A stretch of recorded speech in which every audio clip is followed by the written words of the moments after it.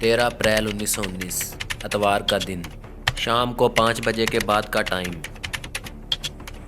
British India Punjab Amritsar کے جلیانوالہ باغ میں 10,000 سے 20,000 لوگ موجود تھے، جن میں آدمی، بچے اور عورتیں شامل تھیں۔ ان 10,000 سے 20,000 لوگوں پر برٹش آرمی کے تقریباً 50 سے زیادہ سپاہیوں نے ایک برٹش جنرل ڈائر کے کہنے پر لی اینفیلڈ رائفل کا یوز کرتے ہوئے تقریباً 1650 راؤنڈز فائر کیے۔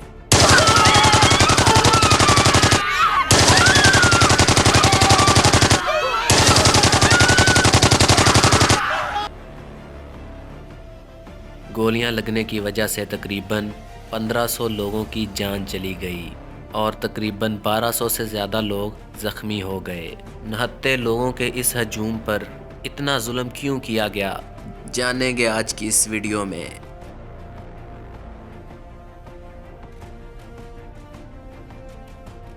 بسم اللہ الرحمن الرحیم۔ السلام علیکم viewers, welcome back to the new video and welcome back to the channel knowledge. پہلے جلیانوالہ باغ میں سے کر کے ہسٹوریکل بیک گراؤنڈ کو سمجھتے ہیں۔ 1857 کی جنگ آزادی کے بعد سب کانٹیننٹ پر انگریزوں کی حکومت شروع ہو گئی۔ انگریزوں نے اپنے قانون لاگو کیے، اپنی پالیسیاں بنائیں اور سب کانٹیننٹ کے لوگوں پر بہت ظلم کیا۔ چھوٹے سے چھوٹا جرم کرنے پر بھی بہت بڑی بڑی سزائیں دی جاتی۔ انگریزوں کے سخت قانون بنانے کے باوجود بھی سب کانٹیننٹ کے لوگوں کی فریڈم سٹرگل جاری رہی۔ فریڈم سٹرگل کے لیے 2 بڑی پولیٹیکل پارٹیز کے ممبرز نے کام کیا۔ 1885 میں انڈین نیشنل کانگریس بنی اور 1906 میں آل انڈیا مسلم لیگ بنی۔ مسلمان، سکھ اور ہندو یہ انگریزوں کے ظلم و ستم سے تنگ آ چکے تھے۔ خاص طور پر مسلمان جو اقلیت میں تھے، مائنورٹیز میں تھے، ان کے حالات بہت زیادہ خراب تھے اور ان پر بہت زیادہ ظلم ہو رہا تھا۔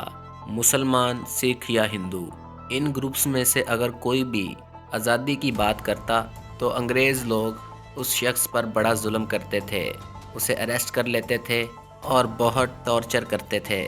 پھر ہوا کچھ یوں کہ 1914 میں ورلڈ وار 1 شروع ہو گئی، یعنی کہ یورپین کنٹریز آپس میں لڑ پڑے۔ تو انگریزوں نے جنگ کرنے کے لیے انڈیا سے 13 لاکھ فوجی اپنی فوج میں شامل کیے۔ 1918 میں جب ورلڈ وار 1 ختم ہوئی اور انگریز ورلڈ وار 1 جیت گئے تو انڈیا کے لوگوں کو امید تھی کہ انڈیا میں اب بہتری آئے گی، سیاسی صورتحال بہتر ہوگی اور انڈیا کے لوگوں کو ان کے اپنے ملک پر حکومت کرنے کا موقع دیا جائے گا۔ لیکن ایسا کچھ نہیں ہوا۔ ورلڈ وار 1 کے بعد انگریزوں نے اور سخت قانون بنانے شروع کر دیے۔ 1919 میں برٹش گورنمنٹ نے رولٹ ایکٹ پاس کروایا، جسے کالا قانون بھی کہا جاتا ہے۔ اصل میں یہ ایک ریولوشنری کرائمز ایکٹ تھا۔ رولٹ ایکٹ میں برٹش آرمی کو بنا وارنٹ کے لوگوں کو اریسٹ کرنے، بنا کورٹ ٹرائلز کے لوگوں کو جیل میں بند رکھنے اور چھوٹے جرموں پر بڑی سزا دینے کی اجازت دے دی گئی۔ قائد اعظم محمد علی جناح اور آل انڈیا مسلم لیگ کے کچھ دوسرے پولیٹیشنز نے رولٹ ایکٹ کے خلاف آواز اٹھاتے ہوئے امپیریل لیجسلیٹو کونسل سے ریزائن کر دیا اور مسلمانوں نے رولٹ ایکٹ کے خلاف کئی احتجاجوں میں حصہ لیا۔ رولٹ ایکٹ کے خلاف انڈین نیشنل کانگریس کے پولیٹیشین گاندھی نے ستیہ گرہ موومنٹ شروع کر دی۔ اس موومنٹ کا مقصد تھا کہ اپنے حق کے لیے آواز اٹھاؤ، انگریزوں کی پروڈکٹس کا بائیکاٹ کرو اور رولٹ ایکٹ کو ختم کرو۔ ان دنوں پنجاب میں صورتحال بہت ٹینس تھی۔ 2 نیشنلسٹ لیڈرز جو آزادی کی بات کرتے تھے، ڈاکٹر سیف الدین کچلیو اور ڈاکٹر ستیہ پال، ان کو 10 اپریل 1919 کے دن برٹش آرمی نے اریسٹ کر لیا، جس کی وجہ سے انڈینز اور زیادہ غصے میں آ گئے۔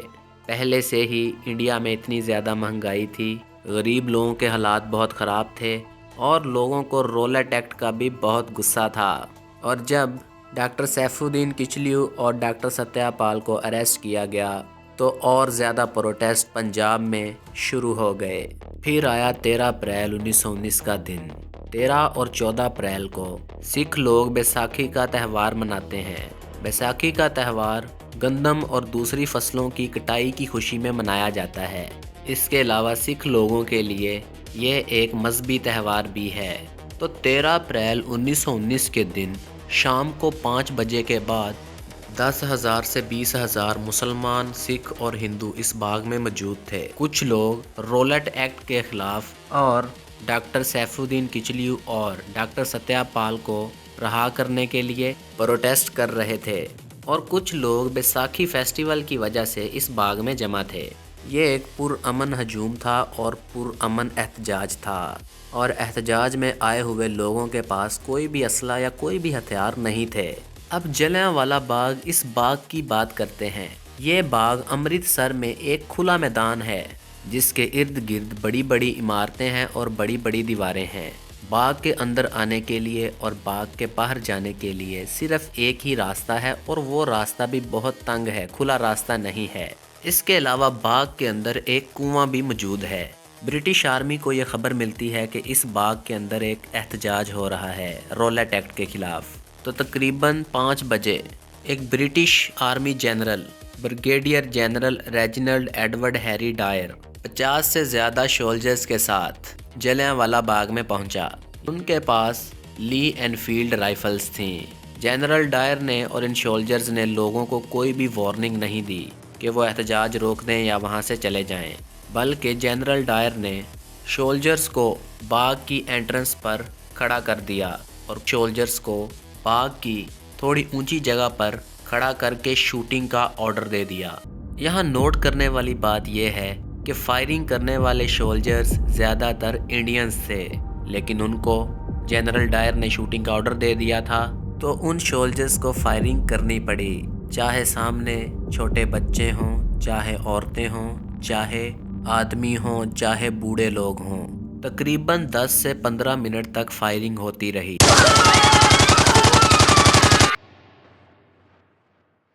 باغ میں ہر طرف خون ہی خون تھا، لوگ ادھر ادھر اپنی جان بچانے کے لیے بھاگ رہے تھے، کچھ گولیاں لگنے کی وجہ سے مر رہے تھے، ہر طرف چیخنے اور چلانے کی آوازیں تھیں، کچھ لوگ ہجوم کے نیچے دب کر مر گئے۔ اسی دوران بہت سے لوگ جلدی جلدی کچھ دیواروں کے پیچھے، کچھ درختوں کے پیچھے چھپ گئے اور کچھ زمین پر لیٹ گئے، اور بہت سے لوگ جلیاں والا باغ میں موجود کنویں میں کود گئے۔ اس طرح سبھی لوگوں کی جان نہیں گئی۔ تقریباً 1650 راؤنڈز لی انفیلڈ رائفل کے ان نہتے لوگوں پر فائر کیے گئے، اور تقریباً 10 سے 15 منٹ تک فائرنگ ہوتی رہی، اور فائرنگ بھی بند اسی وجہ سے ہوئی کیونکہ گولیاں ختم ہو چکی تھیں۔ جنرل ڈائر اس ظالم نے بہت زیادہ ظلم کیا۔ جنرل ڈائر نے کہا تھا کہ وہ لوگوں کو مارنے کے لیے مشین گنز کا یوز کرتا اگر وہ مشین گنز جلیاں والا باغ کی تنگ انٹرنس سے باغ کے اندر لائی جا سکتی۔ اب بھاگنے کا ایک ہی راستہ تھا، وہاں پر فوجی بندوقیں لے کر کھڑے تھے اور گولیاں چلا رہے تھے، تو جن لوگوں نے بھاگنے کی کوشش کی ان کی بھی گولیاں لگنے کی وجہ سے ڈیتھ ہو گئی۔ برٹش آرمی نے اس انسیڈنٹ کو چھپانے کی پوری کوشش کی، لیکن بہت جلد پورے انڈیا میں یہ خبر پھیل گئی کہ جلیاں والا باغ میں ایک ٹریجڈی ہو چکی ہے۔ جنرل ڈائر اور برٹش سولجرز نے زخمی لوگوں کی جان بچانے کے لیے کچھ بھی نہیں کیا، اور نہ ہی دوسرے لوگوں کو زخمیوں کو بچانے کی اجازت دی، لیکن پھر بھی شام 6 بجے کے قریب کچھ دیہاتی لوگوں نے اپنی جان کو خطرے میں ڈال کر زخمی لوگوں کو جلیاں والا باغ سے کسی طرح نکالا اور ان کی جان بچائی۔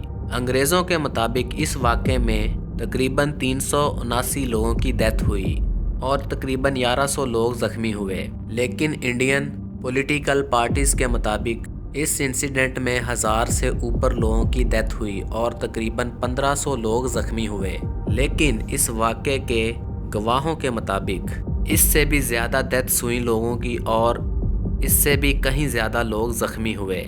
کہا جاتا ہے کہ برٹش گورنمنٹ نے جنرل ڈائر کو لوگوں کو شوٹ کرنے کے آرڈرز نہیں دیے تھے، بلکہ جنرل ڈائر نے خود سولجرز کو لوگوں کو شوٹ کرنے کا آرڈر دیا تھا۔ اس انسیڈنٹ کے بعد جنرل ڈائر اور گورنر لیوٹیننٹ مائیکل او ڈوائر نے پنجاب میں مارشل لا لگا دیا۔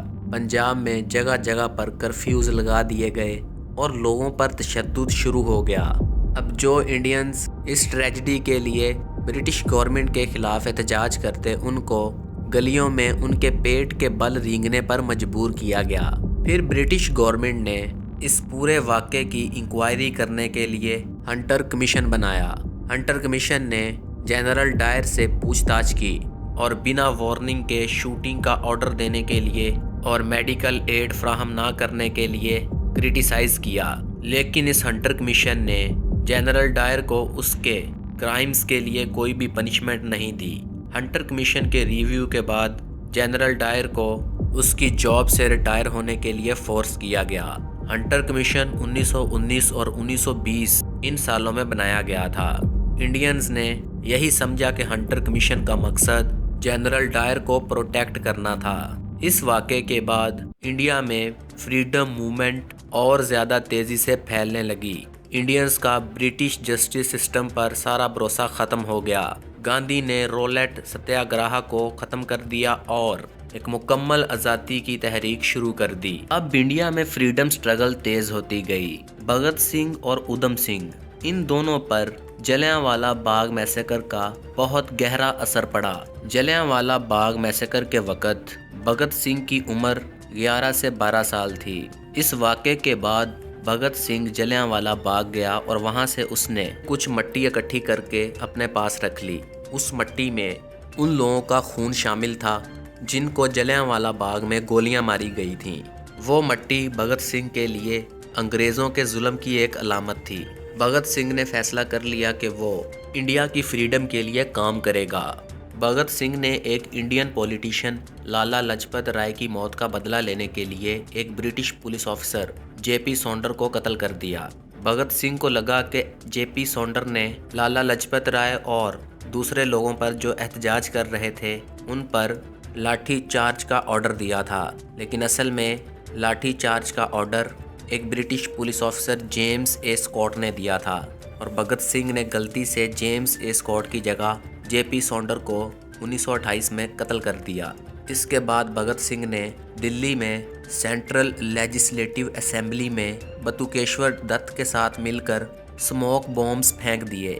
وہ بومز خطرناک نہیں تھے اور بھگت سنگھ کا مقصد اسمبلی میں لوگوں کو مارنا نہیں تھا، بلکہ وہ یہ چاہتا تھا کہ اسمبلی میں موجود انڈین پولیٹیشنز انگریزوں کے قانون کے خلاف کھڑے ہوں۔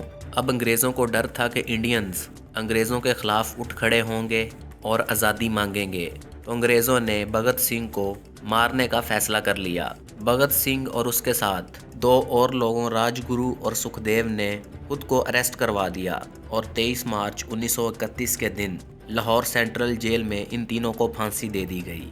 کہا جاتا ہے کہ لوگوں کے احتجاج سے بچنے کے لیے بھگت سنگھ اور اس کے ساتھ راج گرو اور سکھدیو کو مقررہ تاریخ سے ایک دن پہلے پھانسی دے دی گئی تھی اور ان تینوں کی لاشوں کو دریائے ستلج کے پاس جلا دیا گیا تھا اور یہ کام خفیہ طریقے سے ہوا۔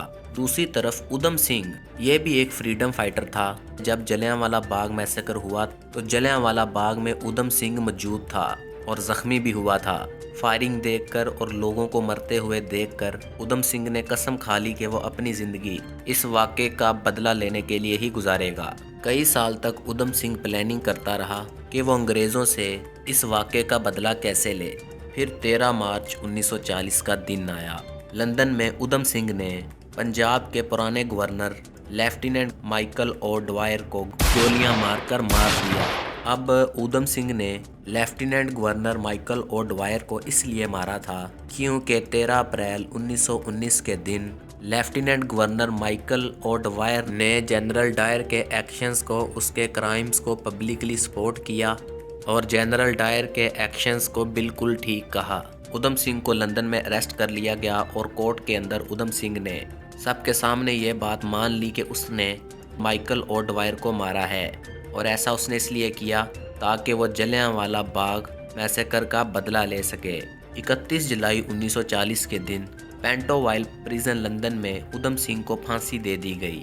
تو انڈیا میں لوگوں کے مطابق ادھم سنگھ وہ آدمی تھا جس نے جلیانوالہ باغ میسیکر کا انگریزوں سے بدلہ لیا تھا۔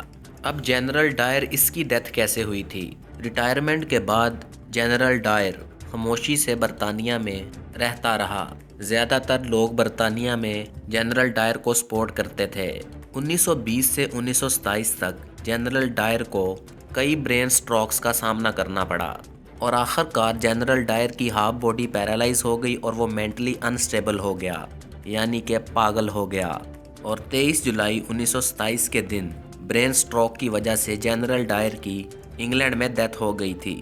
پوری دنیا میں Jallianwala Bagh massacre British colonialism کے ظلم کی ایک علامت بن گیا۔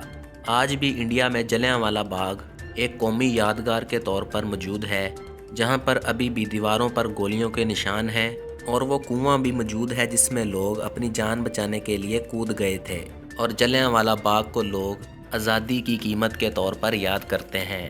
تو ویورز، یہ تھی جلیانوالہ باغ میسیکر کے ریلیٹڈ ویڈیو اگر آپ لوگوں کو اچھی لگی ہو تو لائک کر دینا، اپنے دوستوں کے ساتھ شیئر کر دینا، اور اس طرح کی مزید معلوماتی ویڈیوز دیکھنے کے لیے نالج چینل کو سبسکرائب کر دینا۔